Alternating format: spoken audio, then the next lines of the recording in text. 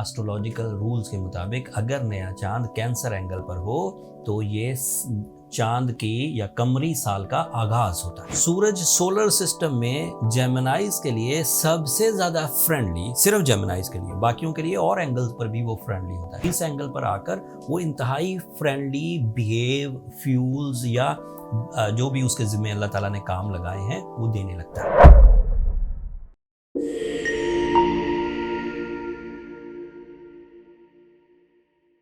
अस्सलाम वालेकुम जेमिनाइज, मैं हारिस अज़मी प्रोफेशनल एस्ट्रोलॉजर आपकी खिदमत में हाजिर हूँ इस हफ्ते की एस्ट्रोलॉजिकल रिसर्चेज लेकर। 17 जुलाई 2023 से लेकर 23 जुलाई तक 3 एस्ट्रोलॉजिकल इवेंट्स हैं और इन तीनों एस्ट्रोलॉजिकल इवेंट्स का गहरा असर है जेमिनाइज की सक्सेसेस पर, रिलेशंस पर, डिसीजंस पर एंड लकी फैक्टर्स पर। पहली चेंज आएगी 19 जुलाई को। 18 और 19 जुलाई के दरमियान नया चांद होगा। नया चांद हर 30 दिन बाद होता है, ये कोई बड़ी बात नहीं, इससे ह्यूमन इमोशंस इंक्रीज करते हैं, नई तरह से सोचने का मौका मिलता है। बट इस दफ़ा नए चांद में कुछ खुसूसियत है। ये नया चांद कैंसर एंगल पर होगा। एस्ट्रोलॉजिकल रूल्स के मुताबिक अगर नया चांद कैंसर एंगल पर हो तो ये चांद की या कमरी साल का आगाज़ होता है। यहाँ से वो अब अपनी दीगर मंजिलें शुरू करेगा। चांद का कैंसर एंगल पर होना 19 जुलाई को मुमकिन होगा और ये 1445 हिजरी का आगाज़ है। 1445 हिजरी का मतलब ये है कि जिस साल हजूर नबी करीम सल्लल्लाहु अलैहि वसल्लम ने हिजरत की थी, उस साल से आज तक 1444 साल गुजर चुके हैं। 14 सदियाँ और 44 ईयर्स गुजर चुके हैं। अब 45वां साल शुरू होने लगा है। नए साल का आगाज़ चांद की मंजिलों से आपके लिए emotional development, high responsibility levels and spiritual development की वजह बनेगा। नया चांद आपके लिए सेकंड एंगल पर होगा। ये आपकी financial needs and financial decisions को भी इंक्रीज़ करेगा।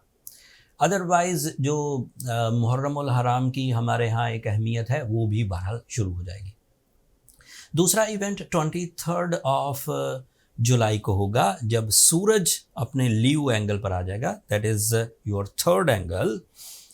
सूरज सोलर सिस्टम में जेमिनाइज के लिए सबसे ज़्यादा फ्रेंडली, सिर्फ जेमिनाइज के लिए, बाकियों के लिए और एंगल्स पर भी वो फ्रेंडली होता है, बट जेमिनाइज के लिए मैक्सिमम फ्रेंडली थर्ड एंगल पर होता है क्योंकि ये उसका ज़ाती एंगल है। इस एंगल पर आकर वो इंतहाई फ्रेंडली बिहेव, फ्यूल्स या जो भी उसके ज़िम्मे अल्लाह ताला ने काम लगाए हैं वो देने लगता है। ये 30 दिन का सीज़न है। इस साल ये 23 जुलाई से शुरू हुआ तो अगस्त की 20-21 तारीख तक चलेगा। इस सीज़न में आप फैमिली से रिलेटेड कोई भी डिसीजन ले सकते हैं। Family welfare, family shifting, immigration, दोहरी शहरियत,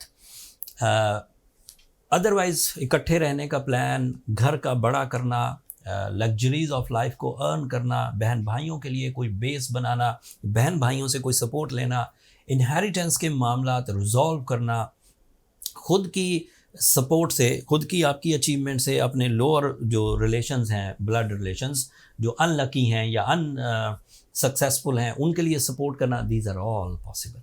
बट बात इतनी ही नहीं है कि आप सिर्फ फैमिली को सपोर्ट करते रहें। It is creating your courage, it is creating some confidence, some decision power abilities, some type of risky elements आपकी लाइफ में जो चीज़ें पहले हो नहीं पाती थी due to your own weaknesses, your own non decisive behaviour, वो अब होने लगेंगी अगले 30 दिनों में। इस दौरान मरकरी भी आपको सपोर्ट कर रहा होगा, वो भी आपके थर्ड एंगल पर ही है। That means your genius ability, your communication skills, your institutional achievement, your intuition levels, ये भी आपको सपोर्ट करेंगे। इन दोनों सपोर्ट से आपकी जो परफॉर्मेंसेज हैं वो ज़्यादा बिजी होने वाली हैं, ज़्यादा डिसाइसिव होने वाली हैं, तेज़ी से डील्स बनेगी, तेज़ी से चेंजेस आएंगी। तो अगले 30 दिनों में जनरल फोरम्स पर परफॉर्म करने की बजाय आइडियल फोरम्स को जो हाई रिवॉर्ड्स या बिग प्रॉफिट्स की वजह बन सकते हैं, फेस वैल्यू या फाइनेंशियल अचीवमेंट्स की वजह बन सकते हैं, उनकी तरफ परफॉर्म करिए। बुरी खबर ये है कि at the same day 23 of July को वीनस रेट्रोग्रेड हो जाएगा। वीनस की रेट्रोग्रेशन आपके लिए that is also on third angle, and Venus की रेट्रोग्रेशन आपको इमोशनली थोड़ा वाइब्रेट करेगी, थोड़ा सेंसिटिव करेगी, इससे आप ज़्यादा सोचने लगेंगे। मैंने एक तरफ कहा कि सूरज आपको सपोर्ट कर रहा है और आप डिसाइसिव होंगे, और दूसरी तरफ कहा कि वीनस की वजह से आप ज़्यादा सोचने लगेंगे। वीनस की सोचें सिर्फ romance, relationship, love achievement, beauty loving की तरफ से सोचें बढ़ाएगी। आप अपने कंपेनियन में ज़्यादा प्रॉब्लम्स देख सकते हैं, ज़्यादा फील कर सकते हैं, बट इसका इम्पैक्ट अदरवाइज फाइनेंशियल साइड पर नहीं आएगा, ब्लड रिलेशंस पर नहीं आएगा, जो जनरल सोशल कनेक्शंस हैं उन पर नहीं आएगा। It is only for your love side and life partnership side. And फिर भी जैसे सूरज की वजह से जो आपको कॉन्फिडेंस मिलेगा, मरकरी की वजह से जो जीनियस एबिलिटी मिलेगी, जो कम्युनिकेशन स्किल्स मिलेगी, या नए चांद की वजह से जो आपके अंदर स्पिरिचुअल डेवलपमेंट्स आएंगी, उसकी बिना पर और दब जाएगा वीनस की रेट्रोग्रेशन, तो ज़्यादा प्रॉब्लम नहीं आने वाली। बट उस इवेंट को इग्नोर तो नहीं कर सकते कि इवेंट ही नहीं हुआ, इवेंट इज़ देयर। ये उसी तरह है, थोड़ी अजीब सी मिसाल है, जैसे सर्दियाँ आ जाए, सर्दियाँ तो सर्दियाँ हैं, वो तो आई हैं, नज़र आ रही हैं, महसूस हो रही हैं, बट आपके पास बहुत सारे इंतज़ामात थे, हीटर था, स्वेटर्स थे, सूप थे, शल्टर्स थे, तो आपको महसूस नहीं हुई, that is another factor. But जब कोई डिफ़ाइन करेगा कि सर्दियाँ आ गई हुई हैं, तो वो कहेगा तो कि ठंडी हवाएँ चल रही हैं, ठिठरने का कॉन्सेप्ट बना हुआ है। इसी तरह वीनस की ये जो प्रॉब्लम है, प्रॉब्लम इज़ देयर, आपको ज़्यादा असर नहीं होगा, दैट इज़ फाइन। अल्लाह का शुक्र अदा करिए कि you are eligible to counter this situation. फिर आपके लिए मार्स की पोजीशन बहुत अच्छी है।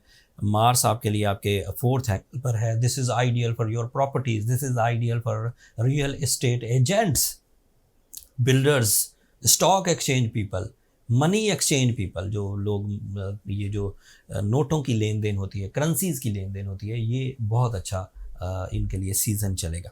जुपिटर आपके 12th एंगल पर है। आपको ज़्यादातर डिपेंड अपनी सलाहियतों पर, अपनी प्लानिंग पर, अपनी माइंड स्किल्स पर, अपनी कम्युनिकेशन स्किल्स पर, अपने डिसीजन पावर पर, अपने अवेलेबल रिसोर्सेज पर, अपनी मस्कुलर एबिलिटीज़ पर ही करना होगा। आप लकी फैक्टर्स की तरफ अभी तवज्जो नहीं दे सकते।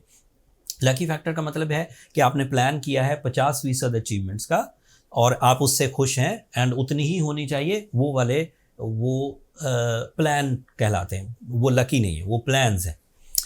लकी होते तो आपने प्लान किया होता 50% का और आपको मिलता 70% या more than 70%, that is lucky factor. तो अभी आपने अगर 50% अचीवमेंट का प्लान किया है या 100% अचीवमेंट का प्लान किया है, तो जितना प्लान किया है, जितने एफर्ट्स किए हैं, उतने ही रिजल्ट्स आने के चांसेस हैं, एक्स्ट्रा आने के चांसेस कम हैं।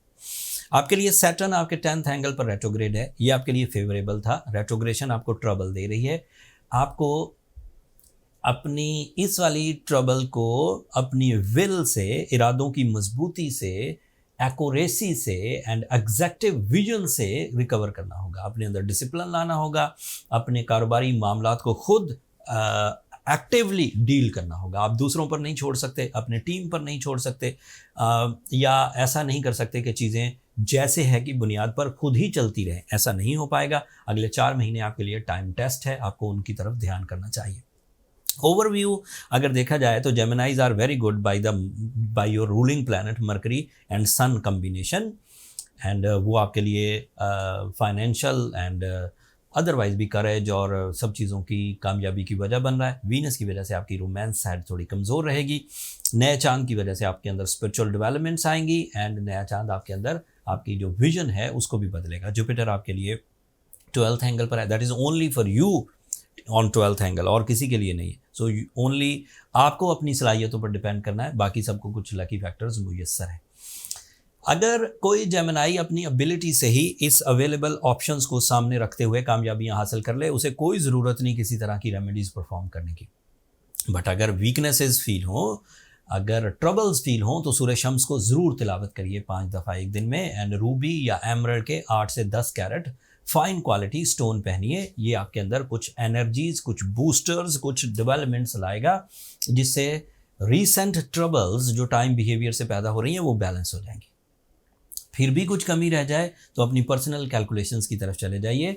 नंबर ये नीचे चलते रहते हैं, आप इन पर रब्ता करके अपने लिए पर्सनल डायग्नोसिस का टाइम ले सकते हैं। बट वो फ्री फोरम नहीं है जेमिनाइज, होपफुली आप अंडरस्टैंड करेंगे। वहाँ आपकी पर्सनल डायग्नोसिस में आपकी वर्थ, आपकी सेंसिटिविटीज़ पता लग जाती है एंड फिर उन्हें डील करना आसान होता है. That's all from my and जेमिनाइज.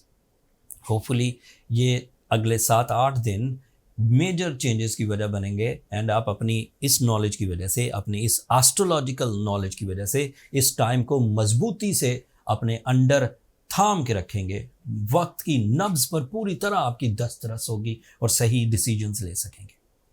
अगले हफ्ते मज़ीद जो चेंजेस आएंगी वो तफसील अगले हफ्ते बयान करूंगा. तब तक के लिए मुझे इजाज़त दीजिए. अपनी दुआओं में मुझे और मेरी टीम को ज़रूर याद रखिएगा जेमिनाइज, एंड चैनल को सब्सक्राइब करना मत भूलिएगा. आप लोगों की सब्सक्रिप्शन हमारी हौसला अफजाई की वजह बनती है. अगले हफ्ते तक के लिए अल्लाह ने के बाद.